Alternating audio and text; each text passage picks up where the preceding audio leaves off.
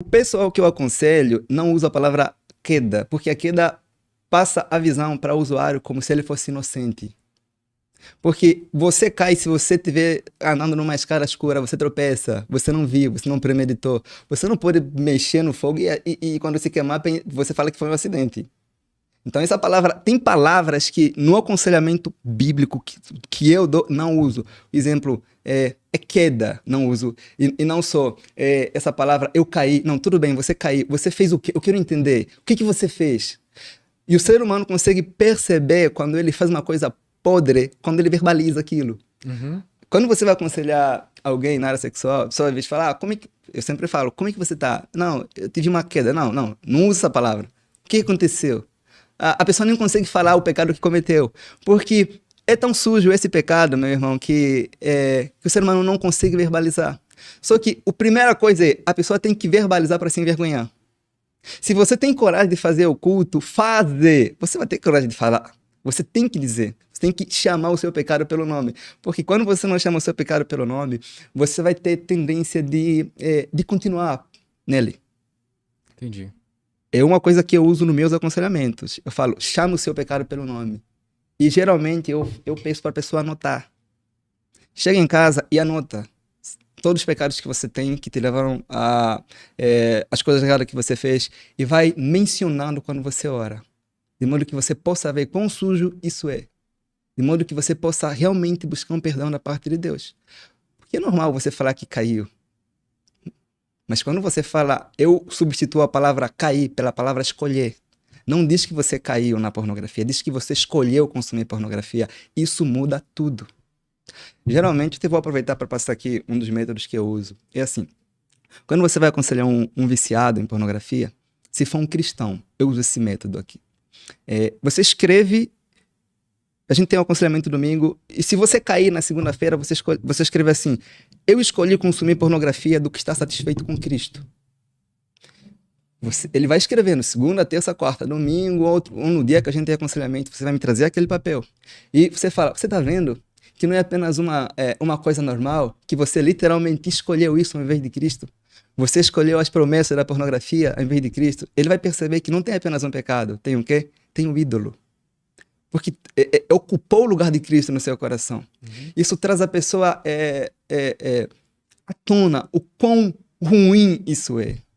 Então, são métodos que eu uso e realmente, isso para cristãos.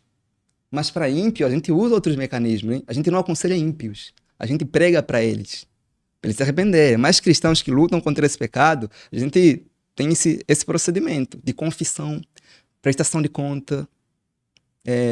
Como é que funciona? Aí o pessoal está assistindo, aí o pessoal já pega isso para usar aí nas igrejas. Vai Né? ser ótimo, vai ser ótimo. Então, sobre prestação de conta, como é que funciona? A gente faz um contrato. Às vezes a pessoa assina mesmo.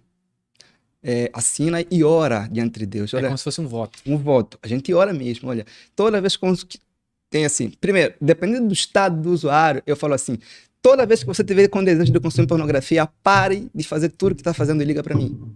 Não importa o horário, liga para mim. Liga para mim, a gente vai orar. Se você não ligar para mim, isso é sinal de que, ou para mim, ou para sua esposa, ou para a pessoa que você está falando, isso é sinal de que realmente você quer permanecer nisso. Porque você não está sendo forçado a consumir a pornografia.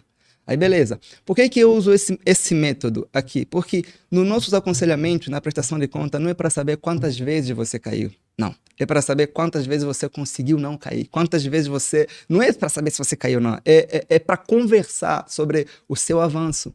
A prestação de conta não é para contar os pecados que você foi cometendo, não. É para contar sobre as vitórias.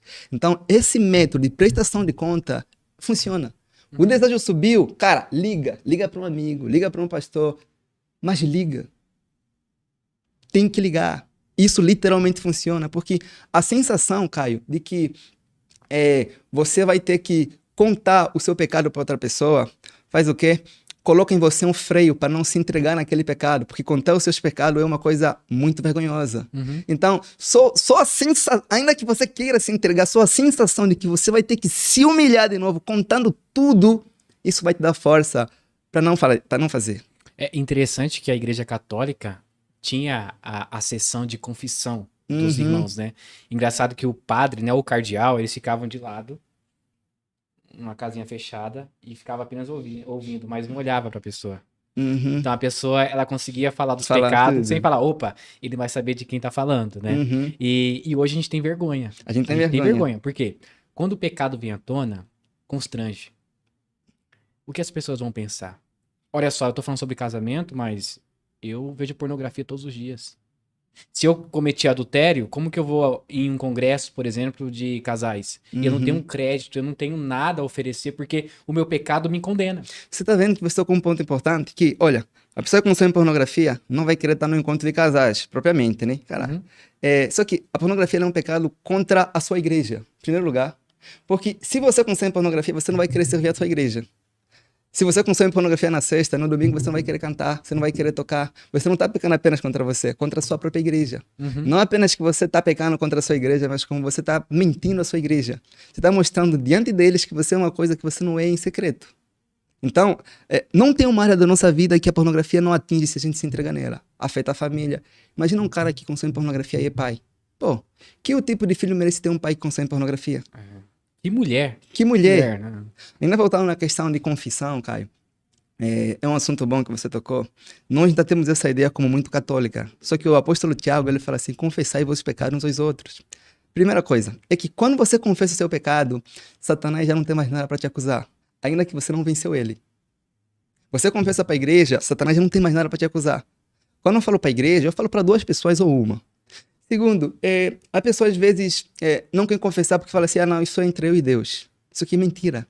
O pecado que você comete não é apenas entre você e Deus. Se você é casado, é um pecado contra a sua esposa, porque você não pode dar atenção na sua esposa, os teus olhos estão voltados na pornografia. É um pecado contra a sua igreja, é um pecado contra a sua família. Você acaba pecando contra uma série de pessoas. Então, há necessidade sim de haver essa confissão. Ah, mas isso é uma coisa mínima, eu vou conseguir abandonar. A pergunta é, se é uma coisa tão simples que você vai conseguir abandonar, por que você não abandonou ainda? Essa palavra simples é que as pessoas usam para dizer que não são viciadas em pornografia. Tem uma regra, é assim, se a pessoa não venceu ainda, é viciado.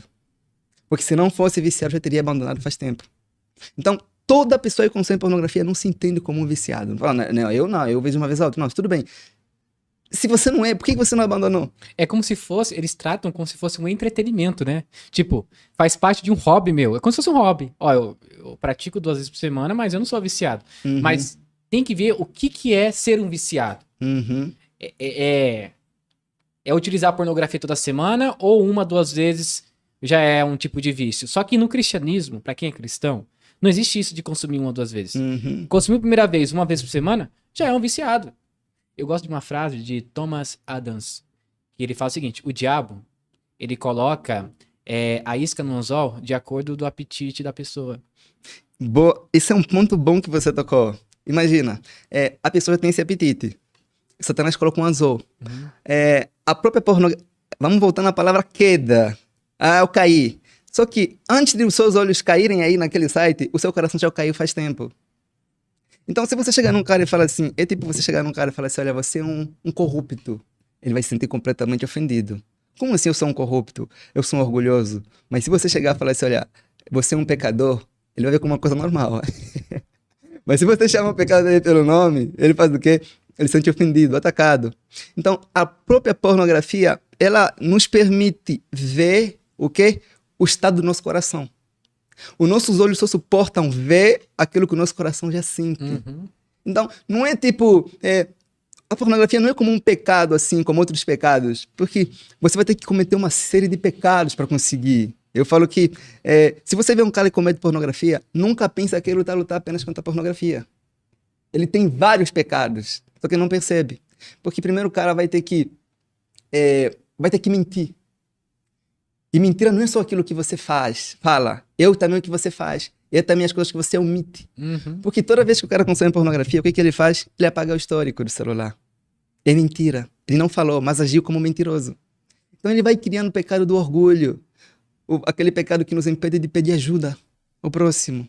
Ele vai cair no pecado do egoísmo. Porque o cara que consome pornografia se torna um cara muito egoísta. Porque olha como é que coisa louca é essa, irmão. Que você está num site consumindo pornografia, Você não se importa com a história daquela pessoa que está aí. Você não quer saber do nome daquela pessoa. Você não quer saber se essa pessoa foi forçada ou não. A única coisa que importa é o seu prazer. Uhum. Você nunca olha para aquela pessoa, para aquela moça, para aquele homem, como se fosse uma pessoa que carece da graça de Deus. E o pior de tudo, lembra que eu falei sobre a imagem de Deus? A gente não olha para aquela pessoa como alguém que foi criado à imagem de Deus. A gente olha para aquela pessoa como a imagem que foi criada para satisfazer o nosso desejo sexual. A gente acaba desumanizando a imagem de Deus e tudo se volta para o nosso prazer sexual. Aí, a própria pornografia faz isso. Ela pega o ser humano e desumaniza o ser humano, divide os seres humanos em partes. Num site pornográfico, em um vídeo pornográfico, você vai perceber, eles focam o quê? Na bunda da mulher, no peito da mulher, naquelas partes que chamam mais a atenção sexual feminina ou masculina. E quando o cara se entrega nesse vício, quando ele olha uma mulher na rua, ele não consegue pensar, por exemplo, nas costas da mulher. Ele vai pensar na bunda, ele vai pensar no peito. Ele acaba por se tornar um zumbi. Ele nunca olha aquela mulher ou aquele homem como uma pessoa completa. Com virtudes. Com virtudes. É isso aí. Uma pessoa que você possa conversar, tomar um café, conquistar, sabe? A pornografia torna o ser humano um zumbi. Porque ela transmite a sensação de que a outra pessoa está aí com prazer de ter relações conosco sempre. Na pornografia ninguém diz não. Num site pornográfico não há conquista, não há casamento, não há filhos, só há sexo. Não há conversa, não há conquista, não há nada. Por isso que os homens e mulheres que consomem pornografia, eles têm tendência de se tornar muito insensíveis. Porque eles desumanizam outro ser humano. Isso que eu sempre gosto de falar, que o cara que consome pornografia, ele não gosta de mulheres. Não gosta, porque não é possível você amar mulheres e suportar vendo mulheres sendo tratadas como coisas, como objetos.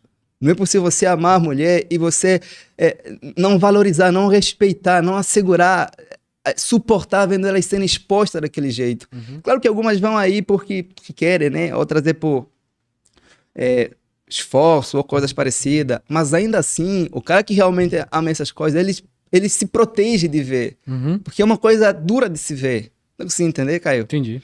Então, tem tudo isso, meu irmão.